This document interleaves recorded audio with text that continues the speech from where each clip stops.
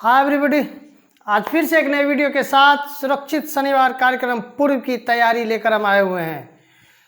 मुख्यमंत्री विद्यालय सुरक्षा कार्यक्रम के अंतर्गत सुरक्षित शनिवार कार्यक्रम प्रत्येक विद्यालयों में मनाया जाता है।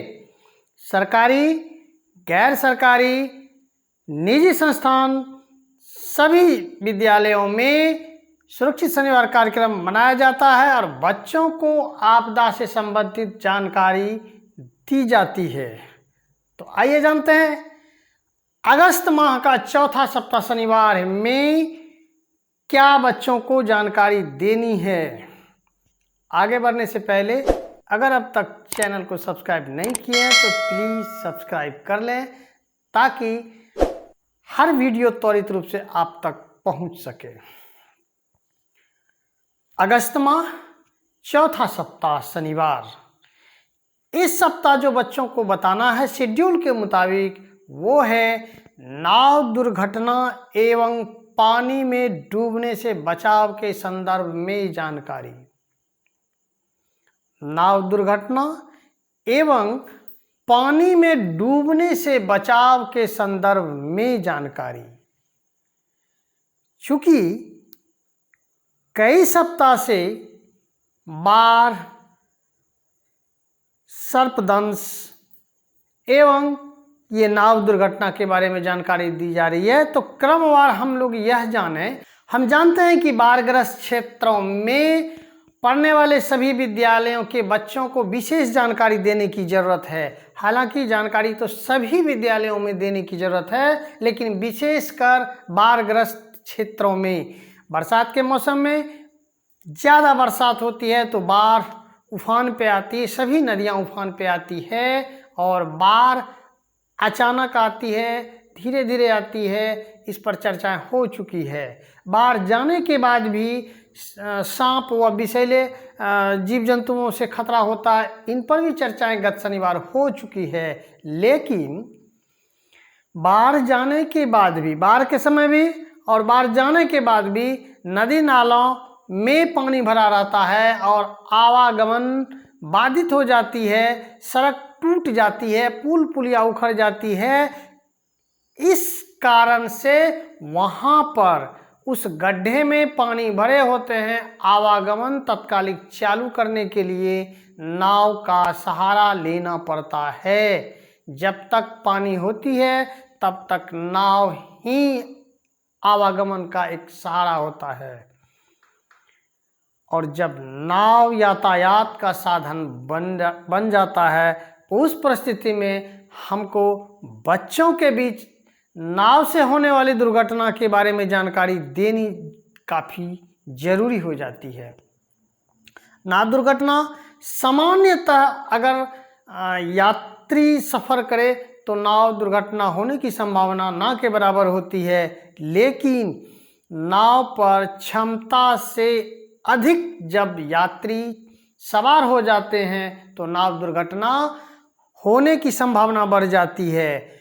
नाव पर सुरक्षा किट होना अनिवार्य है। सुरक्षा किट कहने का मतलब है कि जब नाव पर सफ़र करते हैं तो यह कोई ज़रूरी नहीं कि हर व्यक्ति तैरना जानते हैं। विशेष परिस्थिति आने पर उस समय बचाव के संबंधित सामग्री होनी चाहिए।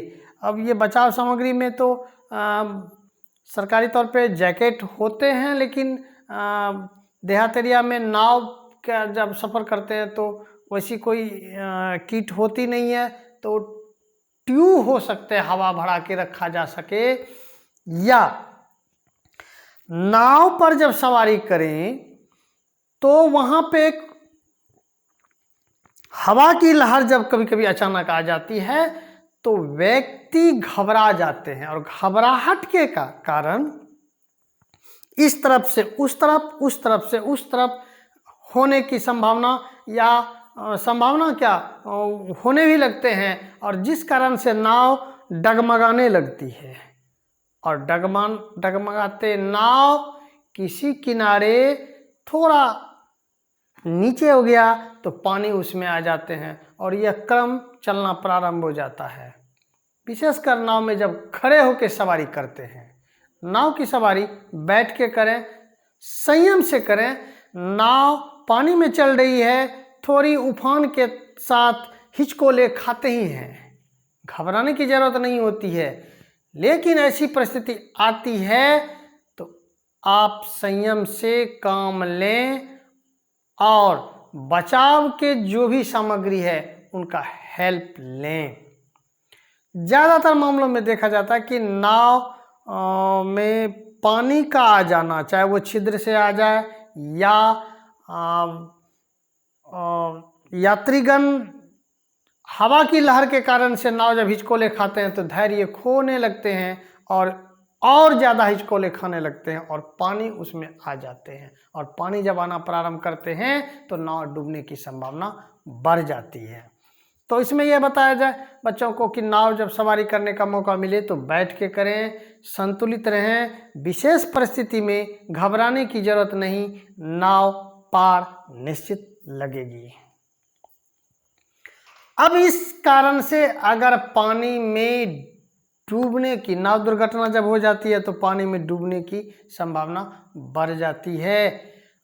और जो व्यक्ति तैरना जानते हैं वो तो किनारे लग जाएंगे, लेकिन जो नहीं तैरना जानते हैं तो उस नाव पे जो सवार हैं, जो तैरना जानते हैं, उनके द्वारा भी सहयोग होनी चाहिए, एक दूसरे का सहयोग करनी चाहिए। लेकिन घबराहट में व्यक्ति अपनी जान बचाना प्राथमिकता देते हैं, निश्चित होना भी चाहिए। लेकिन हम अपने अलावा हमारे साथ जो सहयात्री हैं उनकी भी जान की रक्षा करना हमारी प्राथमिकता है। डूब रहा है, किनारे पे जो खड़े व्यक्ति हैं, नाव दुर्घटना से या अन्य कारणों से, पिछले वीडियो में हमने चर्चा किया है कि व्यक्ति पानी को देखने जाते हैं तो डूबने की संभावना बढ़ जाती है। देहात क्षेत्रों में लैट्रिन जब जाते हैं और वहीं पे पानी का इस्तेमाल करते हैं किनारे जाके, तो पैर फिसलने की संभावना बढ़ जाती है। उस परिस्थिति में डूबने की संभावना बढ़ जाती है। इन सब कारणों से या और भी अन्य कारणों से जब व्यक्ति डूब रहा हो तो बचाने के लिए आप अगर किनारे खड़े हैं तो आप जो भी संसाधन है, रस्सी है, कपड़ा है, बांस है, और भी चीज़ है, उन संसाधनों का इस्तेमाल करके उन्हें बचाने का निश्चित प्रयास किया जाए।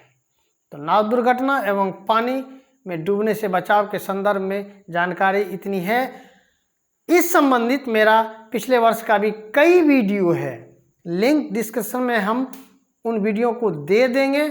आप उन्हें भी अगर देखकर मॉक ड्रिल करने का प्रयास करेंगे, मॉक ड्रिल में मान लीजिए कि बांस बल्लम का थोड़ा सा एक नाव का आकार देकर बच्चों को उस पर बैठा के खेने का ये किया जाए मॉक ड्रिल, और डूबने की स्थिति में कैसे कैसे बचाते हैं बच्चे, वह भी मॉक ड्रिल किया जाए।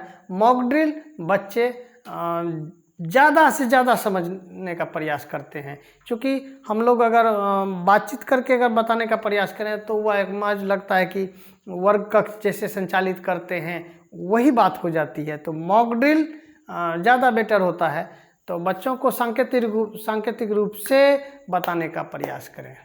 तो ये था आज का वीडियो, मिलते हैं अगले वीडियो में, तब तक के लिए बाय, थैंक यू।